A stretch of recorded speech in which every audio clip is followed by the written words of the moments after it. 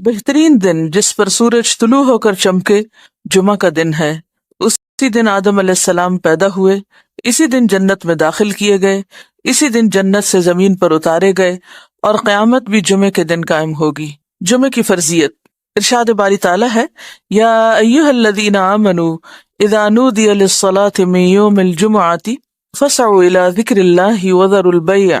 ذلکم خیر لکم ان کنتم تعلمون۔ اے اہل ایمان، جب جمعہ کے دن نماز کے لیے آذان دی جائے تو اللہ کے ذکر اور نماز کی طرف دوڑو، اس وقت کاروبار چھوڑ دو، اگر تم سمجھو تو یہ تمہارے حق میں بہت بہتر ہے،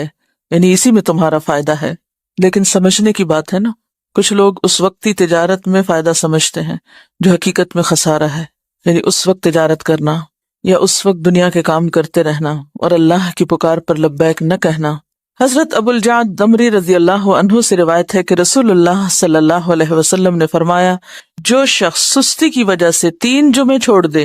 تو اللہ تعالیٰ اس کے دل پر مہر لگا دیتا ہے۔ آپ صلی اللہ علیہ وسلم نے فرمایا، لوگ جمعہ چھوڑنے سے باز آ جائیں ورنہ اللہ تعالیٰ ان کے دلوں پر مہر لگا دے گا، پھر وہ غافل ہو جائیں گے۔ تو اس سے پتہ چلتا ہے کہ جب انسان ایک نافرمانی کرتا ہے اور اس کے بعد توبہ نہیں کرتا اور پھر دوبارہ وہی کام کرتا ہے اور پھر سے 12 وہی کام کرتا ہے، تو پھر وہ اللہ کی رحمت سے دور ہونے لگتا ہے اور ایسا بے حس ہوتا ہے کہ نیکی کا شوق بھی اور گناہوں پر کسی قسم کی فکر اور پریشانی سب ختم ہو کر رہ جاتا ہے۔ حضرت ابن مسعود سے روایت ہے کہ رسول اللہ صلی اللہ علیہ وسلم نے ان لوگوں کے گھروں کو جو جمعہ سے پیچھے رہ جاتے ہیں جلا دینے کا قصد کیا، یعنی یہ ارادہ کیا کہ ان کے گھر ہی جلا دیے جائیں۔ جمعہ کا چھوڑنا بہت بڑا گناہ ہے، اس پر شدید وعید ہے، لہٰذا ہر مسلمان پر جمعہ پڑھنا فرض ہے، اس میں ہرگز سستی نہیں کرنی چاہیے۔ جب خطیب ممبر پر چڑھے اور اذان ہو جائے تو سارے کاروبار حرام ہو جاتے ہیں۔ جمعہ کے متفرق مسائل۔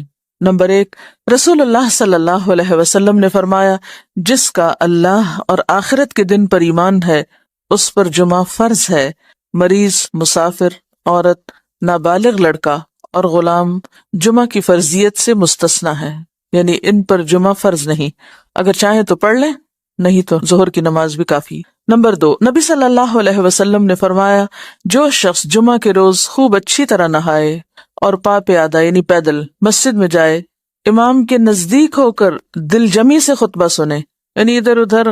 غفلت کے ساتھ نہیں بلکہ پوری توجہ کے ساتھ اگلی صفوں میں بیٹھ کر، اور کوئی لغو بات نہ کرے، تو اس کو ہر قدم پر 1 برس کے روزوں کا اور اس کی راتوں کے قیام کا ثواب ہوگا، یعنی اتنا فضیلت والا عمل ہے اگر کوئی شخص پوری توجہ اور محبت اور شوق کے ساتھ کرے۔ حضرت سلمان فارسی رضی اللہ عنہ سے روایت ہے کہ رسول اللہ صلی اللہ علیہ وسلم نے فرمایا، جو شخص جمعہ کو نہائے اور جس قدر پاکی حاصل ہو سکے کرے، یعنی اپنے جسم کی بھی صفائی، اپنے بالوں کی، ہر چیز کی، پھر تیل یا اپنے گھر سے خوشبو لگائے جو بھی میسر ہو، یعنی تھوڑا اہتمام کے ساتھ نکلے اور مسجد کو جائے، وہاں 2 آدمیوں کے درمیان راستہ نہ بنائے، یعنی لوگوں کی گردنیں نہ پھلانگے یا ان کو پریشان نہ کرے آگے جانے کے لیے، یعنی جہاں جگہ ملے وہیں بیٹھ جائے، پھر اپنے مقدر کی نماز پڑھے، پھر دوران خطبہ خاموش رہے، تو اس کے گزشتہ جمعہ سے لے کر اس جمعہ تک کے گناہ بخش دیے جاتے ہیں۔ اب یہاں پر گناہوں کی بخشش کس چیز کے ساتھ منسلک ہے کہ انسان اپنی ذات سے کسی کو تکلیف نہ دے، یعنی صرف اتنا نہیں کہ آپ خود شوق سے چلے ہیں نیکی کرنے، عبادت کرنے،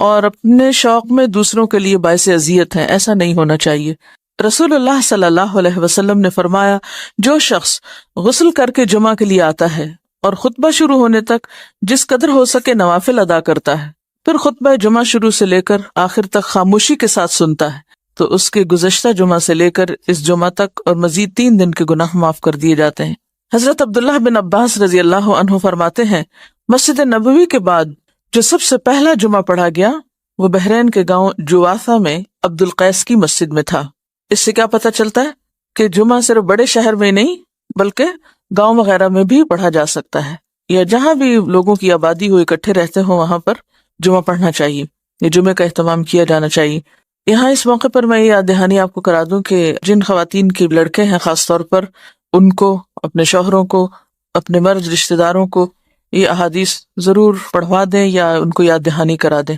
تاکہ وہ اگر جاتے بھی ہیں جمعہ پڑھنے تو شوق سے جایا کریں اور ان آداب کا خیال بھی رکھیں جو رکھنے چاہیے۔ اسد بن زرارہ نے نقی الخدمات کے علاقے میں بنو بیازا کی بستی حزم النبیت جو مدینہ سے 1 میل کے فاصلے پر تھی اس میں جمعہ قائم کیا۔ حضرت عبداللہ بن عمر مکہ اور مدینہ کے درمیان بسنے والے لوگوں کو جمعہ پڑھتے دیکھتے تو اعتراض نہ کرتے۔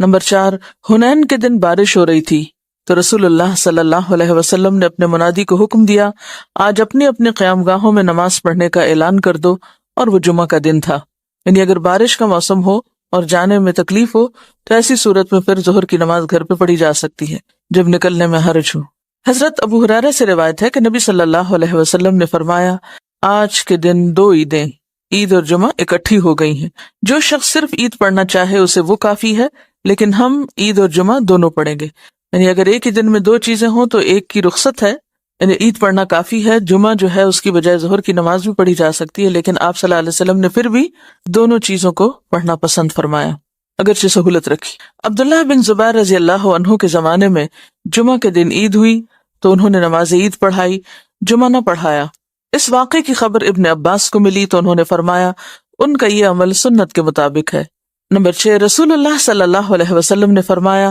اگر گنجائش ہو تو جمعہ کے لیے روزانہ استعمال ہونے والے کپڑوں کے علاوہ کپڑے بناؤ۔ یعنی اگر گنجائش ہو اور آسانی ہو اور سہولت ہو، اس سے یہ مطلب نہیں کہ ہر ہفتے نیا جوڑا سلوایا جائے، اس کا مطلب یہ ہے کہ جمعے کا جوڑا مخصوص بھی رکھا جا سکتا ہے، ٹھیک ہے، ایک دفعہ آپ نے سلوا لیا، اس کو ہر روز پہننے کی بجائے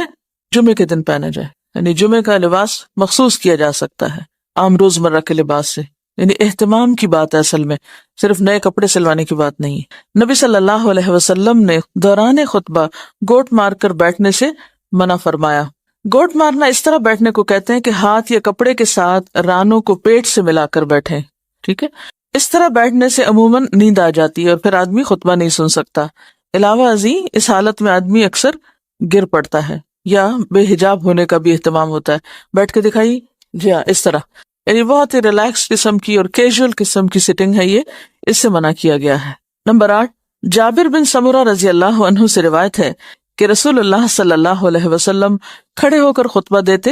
اور 2 خطبوں کے درمیان بیٹھتے، جو شخص یہ کہے کہ آپ بیٹھ کر خطبہ دیتے تھے اس نے غلط بیانی کی۔ حضرت کعب بن عجرہ سے روایت ہے کہ وہ مسجد میں داخل ہوئے اور عبد الرحمن ابن ام الحکم بیٹھے ہوئے خطبہ دے رہے تھے۔ کعب نے کہا اس خبیث کی طرف دیکھو، بیٹھے ہوئے خطبہ دیتا ہے، حالانکہ اللہ تعالیٰ فرماتے ہیں وَإِذَا رَأَوْا تِجَارَةً أَوْ لَهْوًا انفضوا إِلَيْهَا وَتَرَكُوكَ قَائِمًا،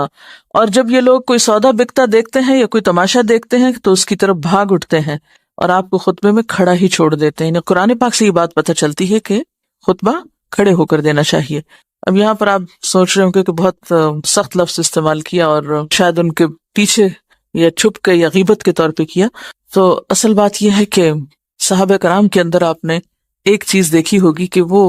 سنت کے خلاف کوئی چیز برداشت نہیں کرتے تھے، کیونکہ وہ اللہ کے رسول صلی اللہ علیہ وسلم کو اپنی ذات، اپنی اولاد، اپنے والدین، اپنی ہر چیز سے زیادہ محبوب رکھتے تھے اور آپ کی باتوں کو بھی اسی طرح اہمیت دیتے تھے، لہٰذا کہیں وہ کوئی چیز آپ کی سنت کے خلاف ہوتے دیکھتے تو وہ ان کے لیے بہت ہی سخت ہوتی اور اسی لیے سخت الفاظ بھی استعمال کر جاتے۔ تو بات یہ کہ اسی کا نام من احب للہ و ابغض للہ ہے، و آتا للہ و منع للہ۔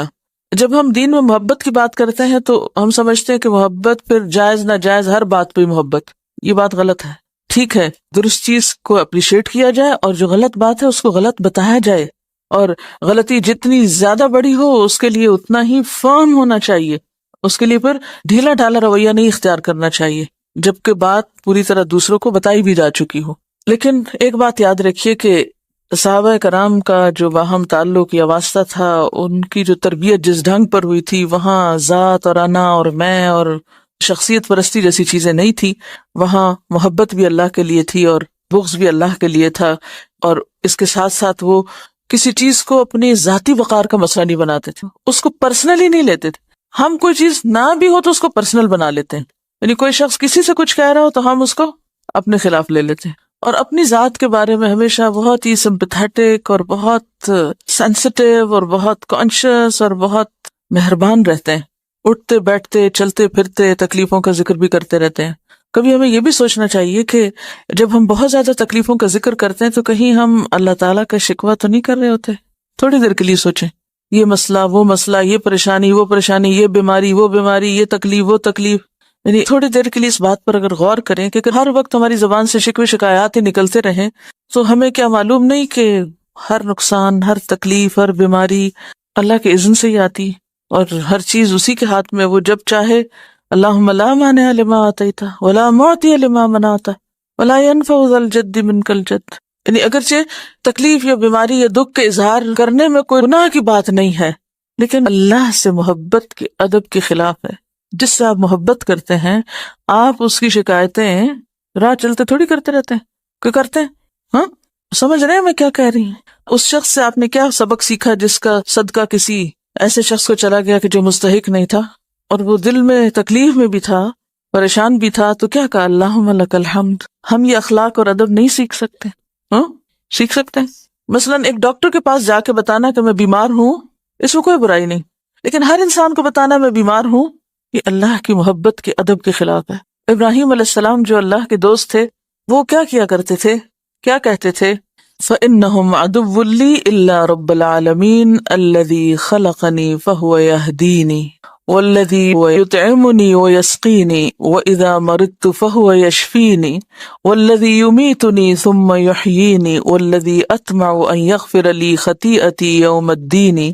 رَبِّ هَبْ لِي حُكْمًا وَأَلْحِقْنِي بِالصَّالِحِينَ وَاجْعَل لِّي لِسَانَ صِدْقٍ فِي الْآخِرِينَ وَاجْعَلْنِي مِن وَرَثَةِ جَنَّةِ النَّعِيمِ. کیا سرگوشی ہے نا اپنے رب سے، کیسے نعمتوں کا اقرار ہے، کیسے محبت اور شکر کا اظہار ہے. اب سوچتے ہو کہ پڑھاتے پڑھاتے پتہ نہیں کہاں چلی جاتی ہیں اور کسی اور ہی irrelevant بات کے اوپر شامت لے آتی ہیں روز. دیکھیے، ایک ہے عام سطح پہ جینا اور ایک ہے مقربین کی سطح پہ جینا. تو ہم معلوم نہیں کہاں ہیں، لیکن مقربین کے رستے پہ چلنا تو چاہیے نا، کہ نہیں؟ اتنی دعائیں مانگ کے کہتے رب ہب لی حکمن، یہ ہے عجز، یہ ہے عجز.